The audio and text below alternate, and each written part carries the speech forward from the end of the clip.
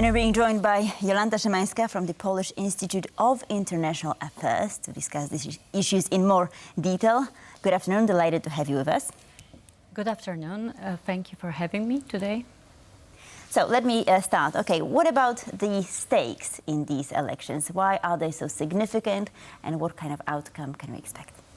Well, every elections are very important, of course. We choose not only MPs, but also the future European Commission, because the presidential elections are directly linked with the European Parliament result. So it's very important who is going to rule the European Union in the next 5 years.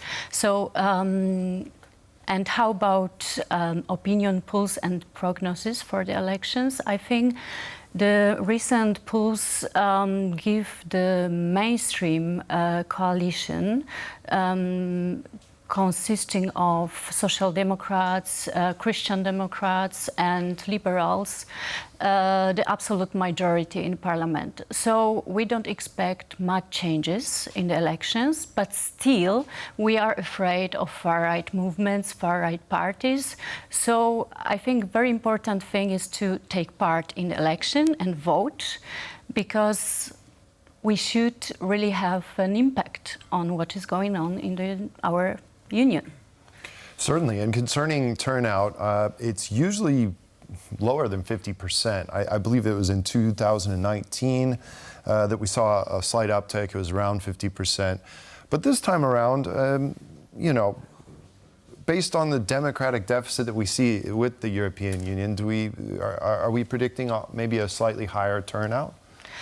Well, I think it depends on the country. No, in some countries the turnout is usually higher because there is a tradition to vote. In Poland, it's difficult to predict. We are in the middle of a long-term campaign, you know, and people are tired of voting a little bit. So I would expect for sure lower turnout than in the national parliamentary elections, probably similar to the local elections. You know, it depends on some difficult factors such as weather, for example, during the weekend, and also campaign. So it's not so easy to predict, but I think it will be maybe around 50%. It would be great to have a turnout in Poland at the level of 50%. So yeah, but at the EU, it depends. I mean, the situation is different in different countries. For example, in Germany, we have a huge intensive campaign of the far-right party Alternative for Germany, and Germans are really afraid of having like a very radical party in the parliament. So, so it can influence the turnout also, mobilization of both sides somehow. Yeah, but I think it should be rather on a stable level, because predictions are also quite similar to the previous chamber. So yeah, I guess so, yeah. Right, so you've mentioned AfD. I mean, some of the members of this party were recently discredited. Their sort of pro-Russian links were exposed, and I guess there was a number of scandals. But my question is, I mean, how likely are the far-right parties to sort of get a sizable amount of votes in the European Parliament? Is it a genuine threat? And sort of, you know, how shall we respond to that, I guess, and right? also, are they really united, or are they sort of fragmented? And would that make them more powerful, less powerful than they currently are?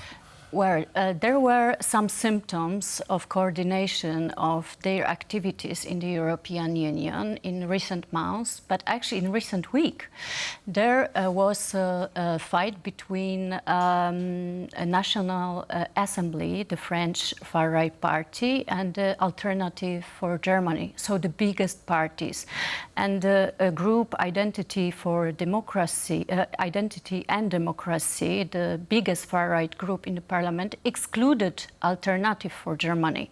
So it's a sign that they are not really able to cooperate in the new chamber of the parliament. So it weakens their position and the way how they can influence the decision-making process in the future parliament. But still, we should remember that in this election campaign, Russian disinformation is taking place, I mean, in every country, actually. We also have cyber attacks and hybrid attacks. We could actually observe it last weekend in Poland and in Germany. So I think still we shouldn't underestimate the influence of this kind of propaganda and this kind of interventions of foreign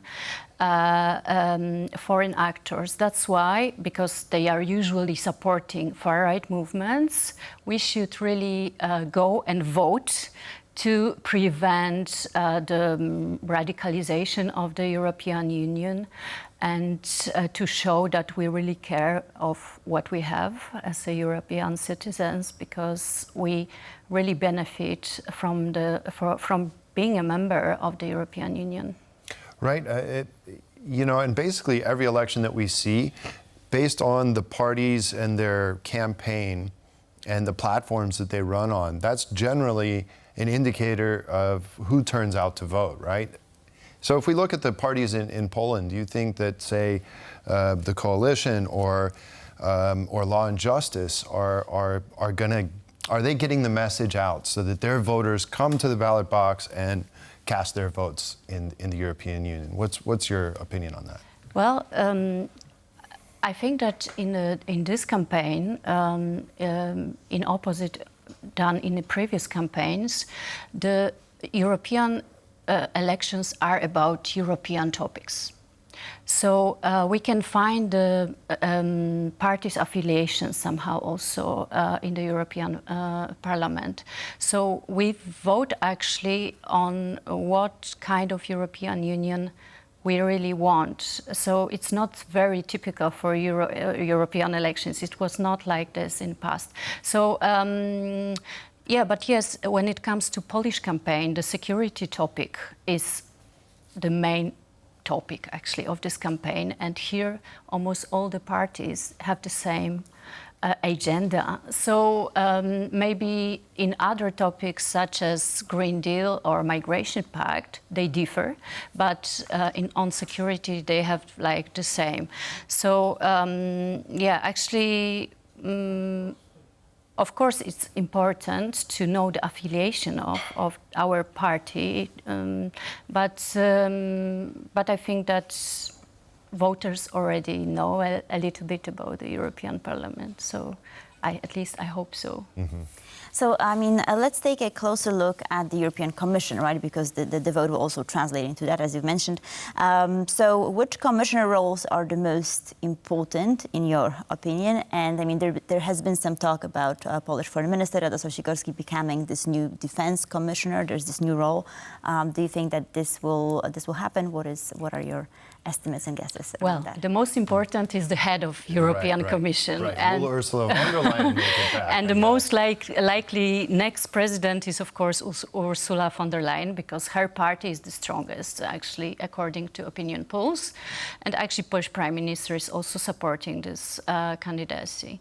But when it comes to portfolios in the European Commission, in every European Commission, it's shaped like the president can shape the new portfolios. So it's now too early to really say. But of course, all the economic portfolios are very important. I think, of course, the External Action Service, so the Foreign Minister of the European Union, is very important post. And if we would have the Defense Commissioner, it's also very attractive. But it depends also how we create this, how we link this post with which other maybe portfolio, because maybe it will be related, I mean, connected to foreign ministry, or more focused on economic issues only. So it depends, you know. It can be really designed for something completely new. But I think for Poland, it would be interesting to have a commissioner for defense or for some economic issues. If not, then enlargement is still very important for us, especially taking into account that Ukraine is trying to get closer to Europe. Certainly. Well, Jolanta Szymańska from the Polish Institute of International Affairs, thank you very much for joining us here in the studio today. Thank you very much. Appreciate it.